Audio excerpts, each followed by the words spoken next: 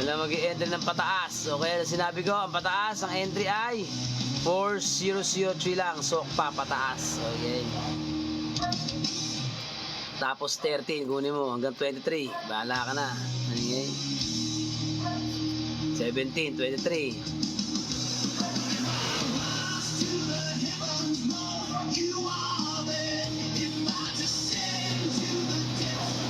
Guys, ito yung ating email ha. Okay.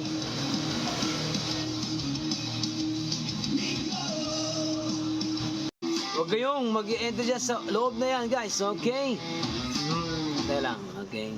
Manipulation zone yan, okay. Ibig sabihin, dyan bubuo ang institusyon ng kanilang pampapik. Yung tinatawag nila mga chart pattern, structure, okay. Huwag kayong mag-i-enter dyan hanggang 4,000.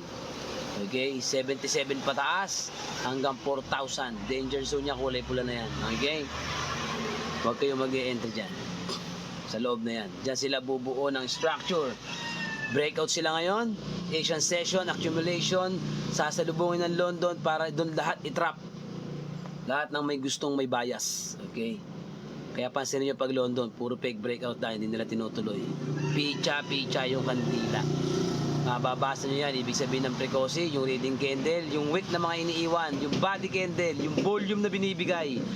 Okay, mismo kandila lang makikita nyo. Hindi nyo na kailangan gumamit ng katakot-takot na packing indicators para malito lang yung utak nyo. Sa kandila nyo lang basahin, makikita nyo na yung binibigay ng kandila, guys. Okay, ibig sabihin to, wala.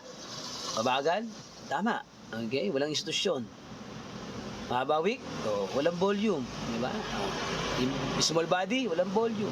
Paano malalaman pag may volume? Makikita mo yung volume solid, kandila talaga, walang masyadong wick na iiwan. Ibig sabihin, tawag dito wick na ang iniwan, ibig sabihin, yung institusyon, umalis na ron sa isang kandila na yun, guys.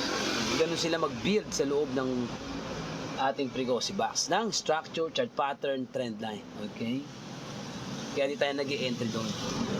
Sa natin sila inaabangan sa ating 3 trizone at sa ating 3 candle of judgment para mabuo ang precoce box. Then hunting tayo sa kanila palabas. Kasabay natin ang institusyon.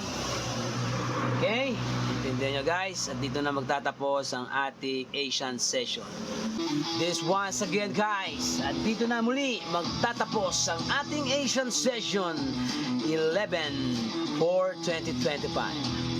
November 4, 2025, guys. This once again, this Ryan Palmeria in TikToks. Maraming salamat sa lahat ng nakasabay, okay? At sa ating task. This once again is Strategic Institutional Synchronization, SIS. Mabuhay kayong lahat at magpasalamat sa ating Almighty Father. Babush, guys, okay? Huwag niyong kalimutan ang ating huling papasok sa batch 2.